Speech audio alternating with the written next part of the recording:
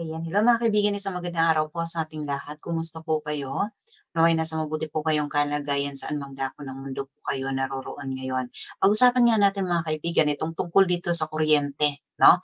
Sa energy na kung saan ang Committee on Energy sa Senado ay si Raffy Tulfo na tingin natin mga kaibigan, dapat talaga ito na talakayin at pag-usapan dahil ang kuryente 'no, ay isa sa mga pinakapangunahing, pangangailangan ng ating mga kababayan, lalong-lalo na ngayong summer na kung saan napakainit. Ngayon kung ang kuryente ay paputol-putol at, mahina 'no, ang serbisyo at isa pa dito pagdating ng, bayaran ng bill ay napakalaki ng bayarin at, halos lahat ng kinikita ng ating mga kababayan 'no, ay mapupunta lamang sa kuryente. Hindi naman puwede na hindi gumamit ng kuryente dahil nga sa napakainit ng panahon,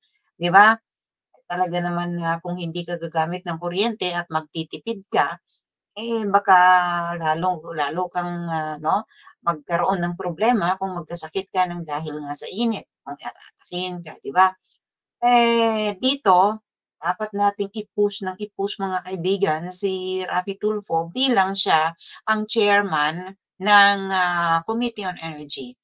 Pero bago 'yan mga kaibigan, nais ko na tingnan natin kung ano ang mga nasasakupan o jurisdiction ng isang, chairman 'no, ng Committee on Energy. Kasi baka hindi naiintindihan lalong-lalo na ng mga Tulfo fanatics sasabihin na naman, "Ay, hinahanapan niyo lang ng butas itong si Senator Raffy Tulfo." Kasi ang tingin nila kay Raffy Tulfo ay isang, 'no, isang napakamatulungin, isang, talagang taga-resolba. Sabi nga ni Raffy Tulfo diyan sa Raffy Tulfo in Action, ang Raffy Tulfo daw ang last recourse ng mga tao. Pero siyempre hindi yan dapat na paniwalaan at ipaliwanag natin sa mga mamamayan, mga kaibigan na ang Raffy Tulfo in Action kailanman ay hindi yan magiging last recourse ng mga tao dahil unang-una, hindi yan, 'no, hindi yan, sangay ng gobyerno para ilapit at magresolba ng mga problema ng ating mga kababayan na nakakaranas ng, kani-kanilang mga problema. So, ano nga ba ang jurisdiction ng, Committee on Energy bilang si Raffy Tulfo ang, 'no, ang chairman dito sa ngayon? Ang nasasakupan nito mga kaibigan, according to the rules of the Senate, the committee handles all matters relating to, nakalagay dito, the Department of Energy, of course, exploration, exploitation, development, extraction, importation, refining, transport, marketing, distribution, conservation, or storage of all forms of energy products and resources such as from fossil fuels and petroleum, coal, natural gas, and gas liquids, and nuclear fuel resources.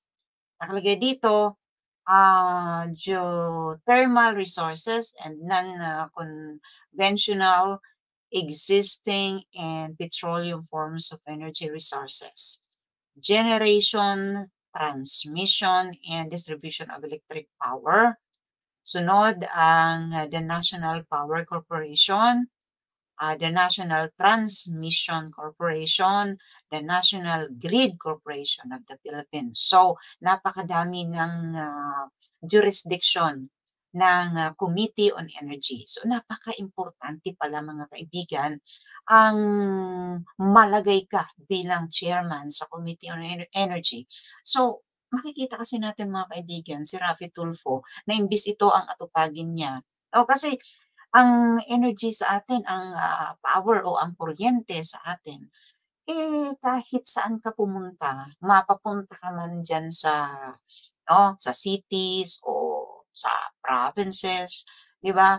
Laging, inirereklamo ng ating mga kababayan yung, kuryente. bukod sa mahina ang serbisyo nila, pangit ang serbisyo pagdating sa bayarin 'no, napakamahal. Hindi halos ma-afford ng ating mga kababayan, lalong-lalo na yung 'no, tumatanggap lamang ng, minimum wage. So, kailangan natin mga kaibigan i-push na i-push itong chairman ng Committee on Energy para ito yung atupagin niya imbes baga na habang recess ang Senado, imbes na pumunta siya diyan sa Raffy Tulfo in action, eto na ang atupagin niya mga kaibigan. Kasi siya ang nakatalaga dito, eh. Siya ang dapat na rumisolba ng mga problema ng mga tao patungkol sa enerhiya ng ating, bansa. Pero bago 'yan mga kaibigan 'no, tingnan natin kung, sino-sino ang mga kasamahan niya dito. Simula nung July 25, 2022 'no, ang, bagong session 'no, nagsimula. Sa panahong ito, July 25, 2022 at ang mga leaderships dito, nakalagay dito na ang chairman niya ay si Raffy Tulfo mula sa independent, since 2022. Ang nakasunod sa kanya ay si Coco Pimentel na PDP laban. At ang mga nakalagay dito sa members ay 15. Mula sa mga political groups, hindi na dito pinangalanan, 'no? Nakalagay din lang dito na political groups, i-search niyo na lang po mga kaibigan kung sino-sino sila. Pero mula sa PDP Laban ay 4, mula sa Independence 3, NPC 2, PDP 1, Nasyonalista ay 1, Una 1, at, Minority 3, Liberal, mula sa 2, at yung Akbayan ay 1. So 15 lahat ang members na kasama ni Raffy Tulfo na dapat magresolba 'no, alamin kung ano yung mga pinakapangunahing problema ng ating mga kababayan 'no, patungkol sa enerhiya sa ating bansa. At, dito rin mga kaibigan 'no, talakayin natin kung gaano 'no, kaimportante ang malagay ka sa pagiging, chairman ng, Committee on Energy ayon kay, Marcoleta mga kaibigan. Kasi dito naipaliwanag niya kung gaano kaimportante ang assignment na ito. Pakinggan natin. Oo. Sabi ng Amerikano, baloney. Wala. Paano ka maniniwala? Wala. Yun na nga. Di ba? Ito pala, Committee on Energy, new session started July 25, 2022. Ang chairman, Raffy Tulfo. Yun pala. Okay, na itatanong ni Nelson ngayon. Oo. Hindi ba dapat magsimula sa committee na yan? Dapat yun pala ang pagtatrabaho. Baka hindi mo alam na kapag ikaw ay chairman, opo, ito nakasulat sa batas ito. Basahin mo yung Republic Act 9136. Ito yung EPIRA. Opo. EPIRA law, yes. Alam mo yung EPIRA, di ba? Yes po. Ito yung EPIRA law na ginawa noong 2001 ata. Opo. 20 taon na pumahigit ito. Oo. Kapag ikaw ay chairman ng Energy Committee ng Senado, automatic ka na chairman din ng tinatawag nilang Joint Congressional Energy Commission. Ito yung JCEC. Ano naman po papel niyan, Tong? Yung JCEC? Aba, napaka-importanting papel nito. Okay. Opo. Ito yung Oversight Committee. Ito ang magmo-monitor ng ano yung sitwasyon ng ating energy industry. Ayun. Ano ang outlook natin? Kaya nga So ito mga kaibigan na paliwanag ni, Kong Marcoleta, napakaimportante daw nito na committee na ito. So, sa palagay niyo ba mga kaibigan si Raffy Tulfo ay, bagay siya na hawakan itong committee na ito na sa palagay ko lang, mga kaibigan, ang dapat siguro na nakatalaga dito na ilagay diyan sa chairman, pagiging, leader, chairman dito sa Committee on Energy, yung may mga experience kung paano nila tingnan 'no, yung mga importansya sa elektrisidad 'no, sa enerhiya sa ating bansa. Pero si Rapi Tulfo kasi mga kaibigan, 'di ba, expertise siya sa mga awayan ng mga magkakarelasyon. So, dito parang sa akin, para lang, opinyon ko lang po 'no, na parang si Rapi Tulfo ay hindi siya capable 'no, para dito sa paghawak 'no, bilang chairman ng Committee on Energy. Kasi kung aanalisin natin mabuti mga kaibigan, si Rapi Tulfo, laging naandiyan sa Rapi Tulfo in Action 'no, at halos wala naman tayong naririnig patungkol dito sa pagresolba ng elektrisidad, problema sa enerhiya 'no, diyan sa ating bansa. 'Di ba, may narinig ba kayo mga kaibigan nitong mga nakaraang araw o buwan na ito yung tinalakay ni Rapi Tulfo patungkol sa enerhiya? Wala, 'di ho ba?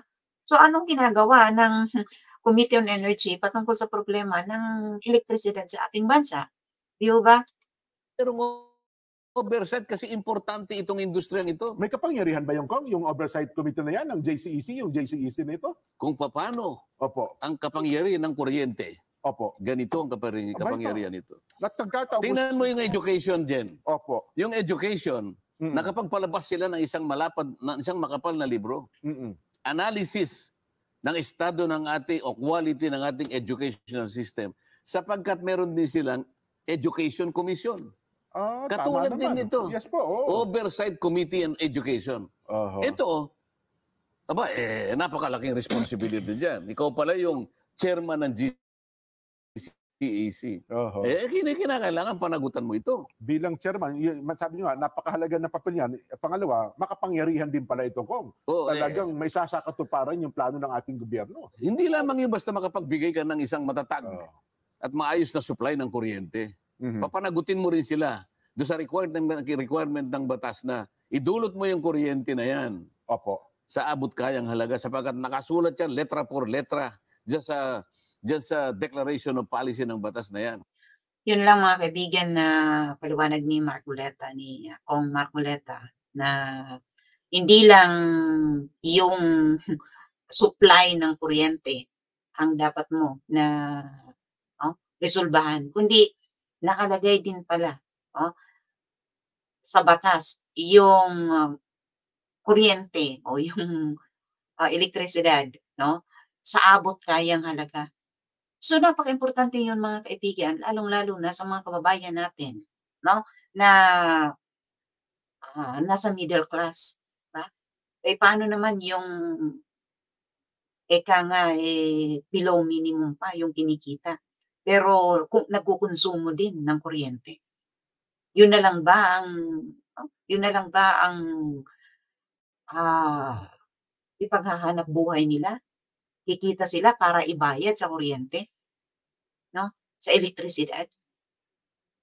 Kasi hindi maiwasan at talagang questionable mga kaibigan kung bakit ang kuryente sa atin, ang elektrisidad, napakamahal. Ang problema pa diyan, doon nga sa amin nung umuwi ako, parang Christmas light yung kuryente sa amin. Laging brown out. Kawawa yung mga appliances. Yung electric fan nakatutok sa akin, maya-maya nag-i-stop kasi nawawalan ng kuryente. Nagba-brown out.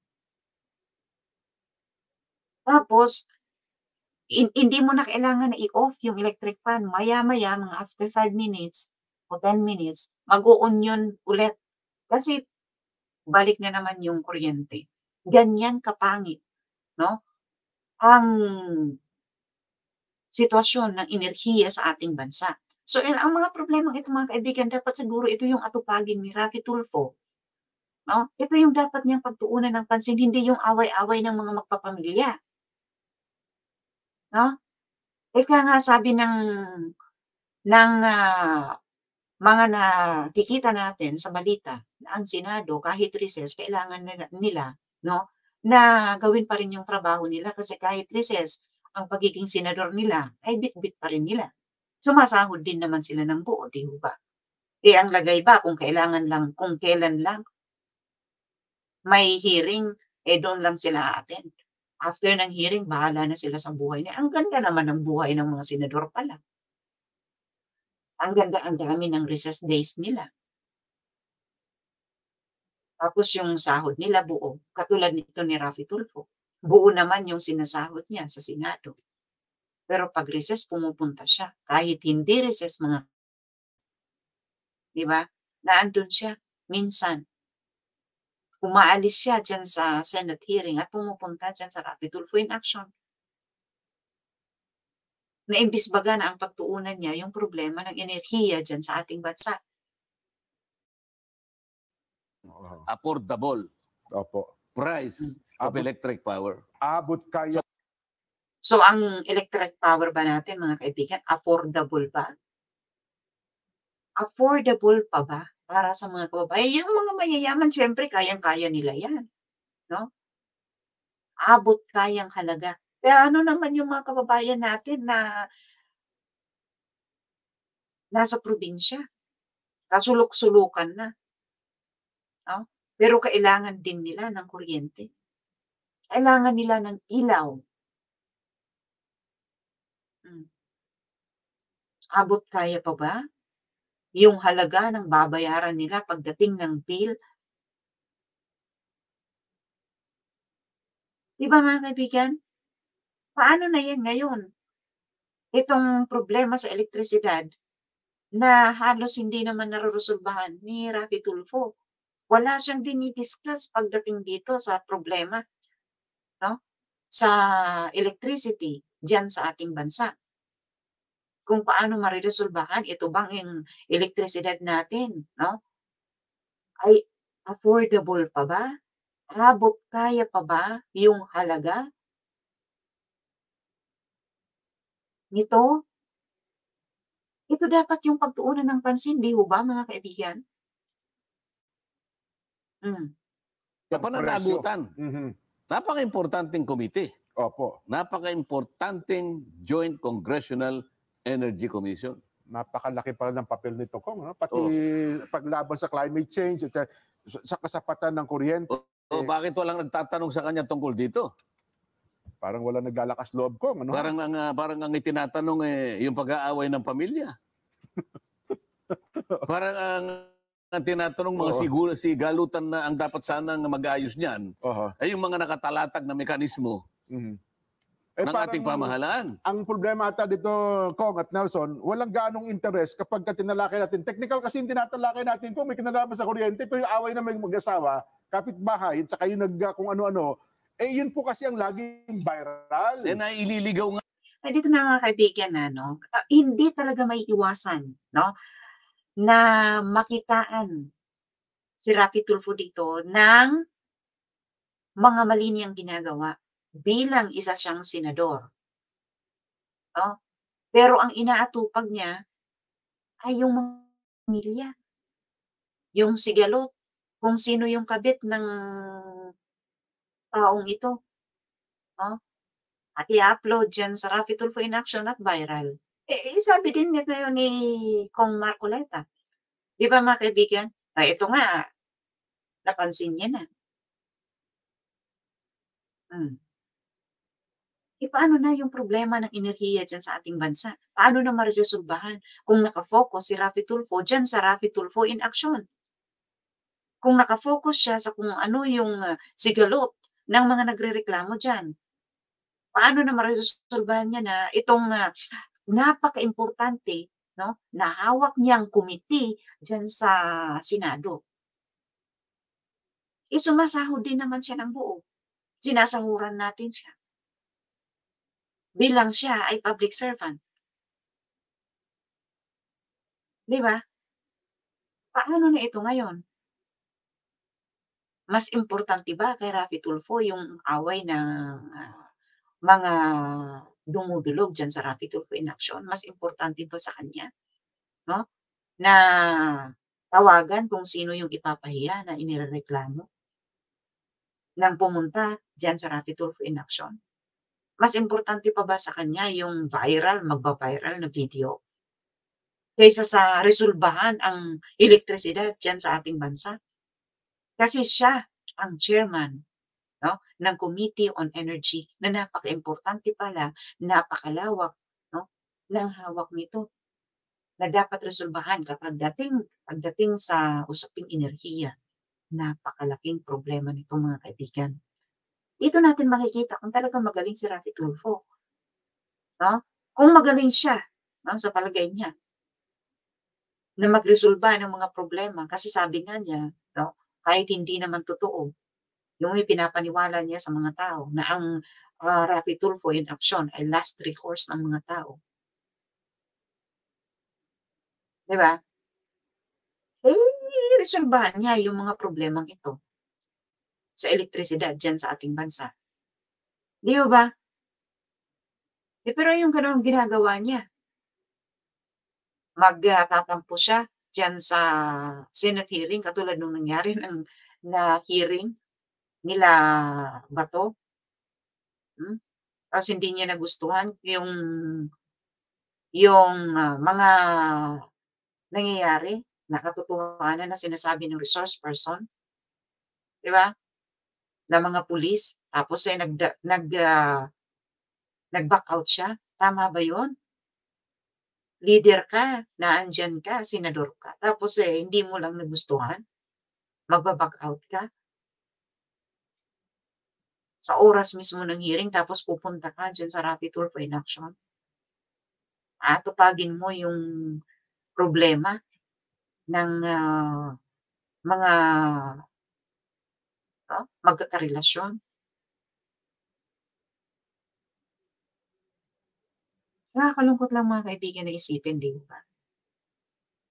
Kasi ang mga kababayan natin talagang na ano na sila, na pupunta na sila, naliligaw na sila.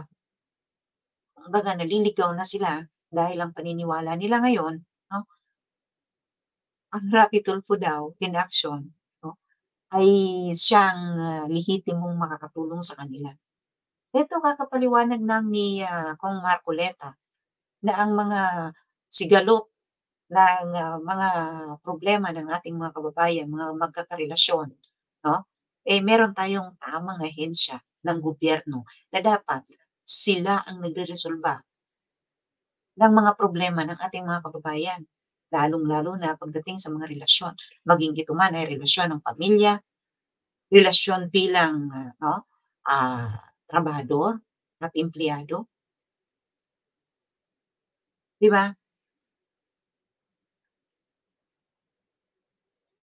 Nga sila doon eh. Pero kung tutuusin, gaano po ba kahalaga ang kuryente sa ating buhay? Mas mahalaga pa po yan sa away ng mag-asawa. Lalong-lalo na po sa panahong ito. Ay, totoo. Imaginein mo nga ang isang pagkakataon, Oo. Nelson. Nangyari isang gabi, bago ka matulog, biglang nawala yung kuryente. Naku po. Yung aandap-andap na electric fan mo na ginagamit ng pangmalagyan, hindi mo ngayon mapapatakbo. At sinabi na ngayon ng distribution utility, magba-brown out po kayo ng 4 na araw, 4 na oras mula ngayon. Ano ngayon nasasapitin mo at ng pamilya mo? Naku. Sa init ng panahon ngayon. Sasagutin ko, Kong. Kung yun ay pinagmulan ng away na mag-asawa, yun ang pag-uusapan natin, yung away na mag-asawa. Pero yung ugat na pinagawa yan, na supply na kuryente, baka... Real talk lang ito mga kaibigan, kasi yan naman talaga yung nangyayari, di ba? Na yung focus ni Raffy Tulfo yung kung saan magbabiral. Yung mga kwento. Di ba? Paano nga naman mariresolbahan ang problema sa kuryente, sa elektrisidad dyan sa bansa natin kung mas pinagtutuunan ni Raffy Tulfo, no, yung kanyang programa na Raffy Tulfo in action. Meron pala siyang hawak na napaka-importanteng committee dyan sa Senado. Ano kaya kung iyan na lang ang pagtuunan ni Raffy Tulfo, yung tungkol dyan sa problema ng elektrisidad sa ating bansa? Kasi laging brown out sa atin, di ba? Minsan nga kahit walang pasabi, basta na lang nawawalan ng kuryente. O paano na yung mga kababayan natin, lalong-lalo na sa ngayon na napakainit ng panahon. Paano na sila? Paano nila magagamit yung kanilang electric fan? Hmm? Kung pawala-wala ang kuryente pagdating ng bayarin, 'no, ng bill, napakalaki ng babayaran nila. Dapat dito talagang mapansin si Raffy Tulfo at i-push ng, mga tao, 'di ba? Baka kasi nakakalimutan niya yung kanyang assignment, 'no, yung kanyang committee diyan sa Senado.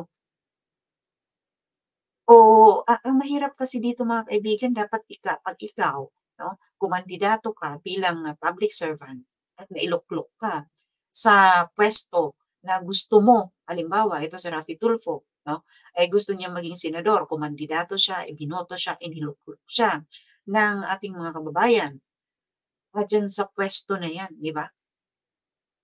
Dapat mag-concentrate siya sa pagiging senador niya, kung ano yung naitalaga sa kanya, kung ano yung hawak niyang komite.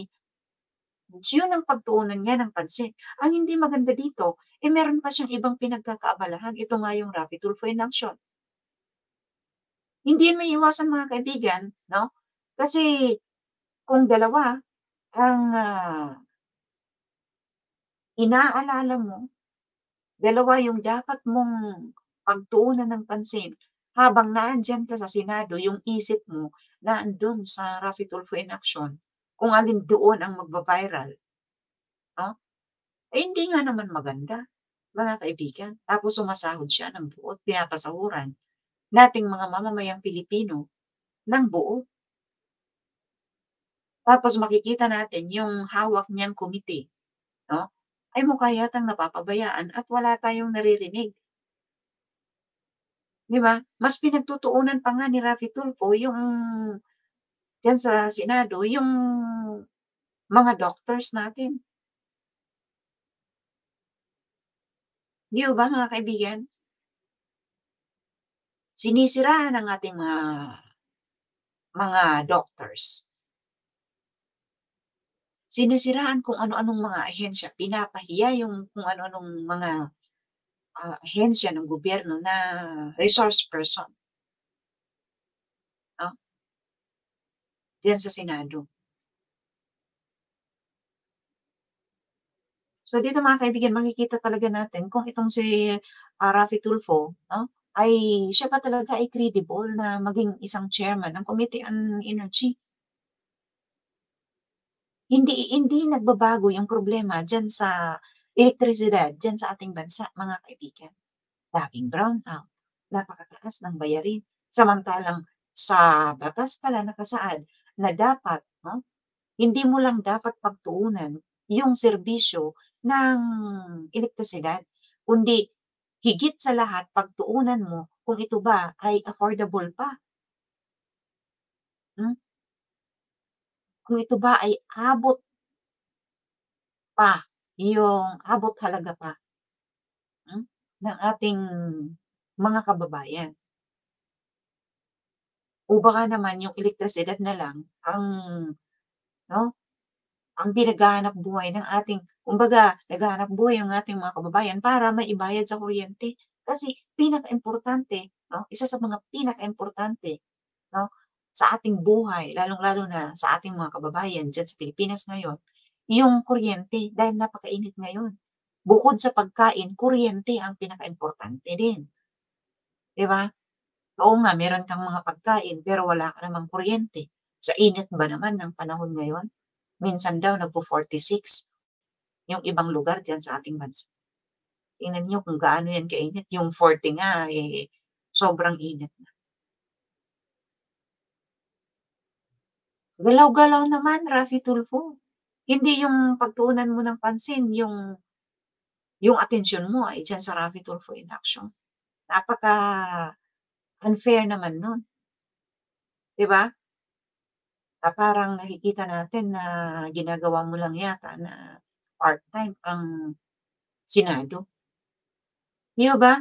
So yun lang mga kaibigan ang ating napansin tungkol dito. Ako po muli si Lu, ang inyong ka-informative. Mabuhay.